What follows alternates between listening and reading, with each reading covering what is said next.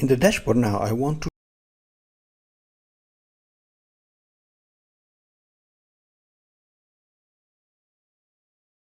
the ones that are low. I can also use the blockers, but for the moment I want to leave this out. And to do this, I'm going to my risk area. Okay, we have a table here.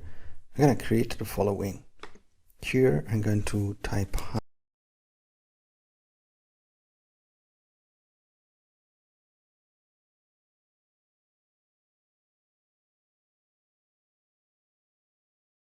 To my risk assessment area, I'm going to select this range is high, criteria is equal to high, and the sum is no sum if is count if.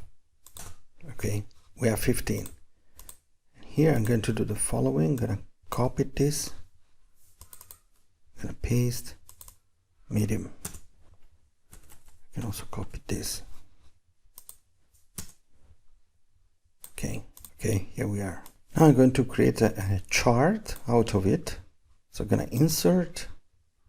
Okay, I select this as a chart. Then I'm going to do the following. Change chart type. I'm going to select this one. Okay, that's good. Then I'm going to decide for data labels. Chart title and axis are out, and grid lines are out as well. Here we are. I'm going to make it smaller. This is as well smaller.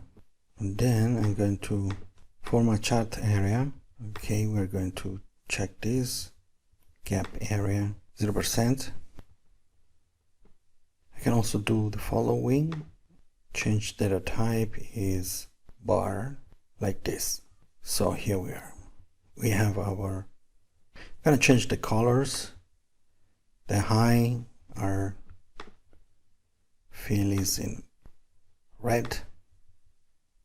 Okay, the medium are in yellow, and this they can stay in this color as well.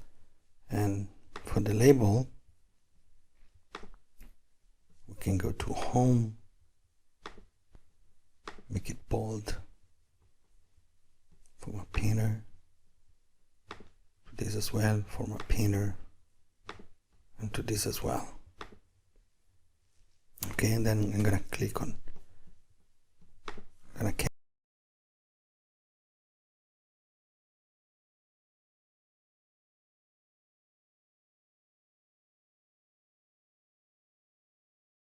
area, no fill, no border. So here we are. Issues or outstanding issues. Okay, you can then decide to have this former painter, make it to this, and then I'm going to select this area, bring it. I can select both format.